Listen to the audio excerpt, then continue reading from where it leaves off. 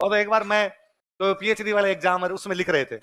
अब उन एग्जामों, आप यूनिवर्सिटी वाले एग्जामों में किस बात की चिंता करनी? भाई आंसर आ रहा है तो ठीक है, नहीं आ रहा है तो दिल वाले दुनिया ले जाएंगे तो देख ही रखिए। लिख देंगे यार, कुछ ही लिख देंगे उसके नीचे। हमारा भी नहीं पढ़ा, किसी का नहीं पढ़ा हुआ। हम सारे लड़के जीते बेटे सारे यूं छाप रहे फटाफट। एक कोई लड़की, वो शायद को दूसरे सब्जेक्ट के, हम बाकी हिस्ट्री वाले थे, वो किसी दूसरे सब्जेक्ट, फाइन आर्ट है कोई ऐसे सब्जेक्ट किसी की, और वो रोए ढां ढां। कुछ ही नहीं आ रहा मेरे को तो इसमें, अब मैं क्या करूंगी? फिर फाइनली पता है वो क्या इलाज निकाला गया? टीचर आए और टीचर ने आगा, नहीं घबराने की कोई आवश्यकता नहीं, जो आता है वो लिख दो, तुम पास हो जाओगी। तो उसने कहा कुछ भी नहीं आता।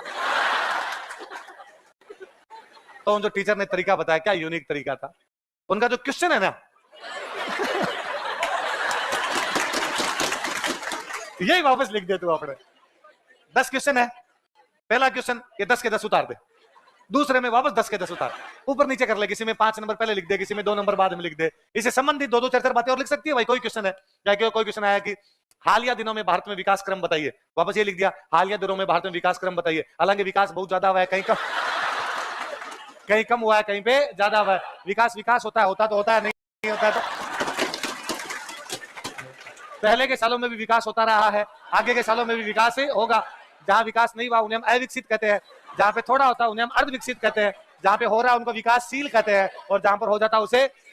इस प्रकार हम विकास को 4 श्रेणियों में बांट सकते हैं।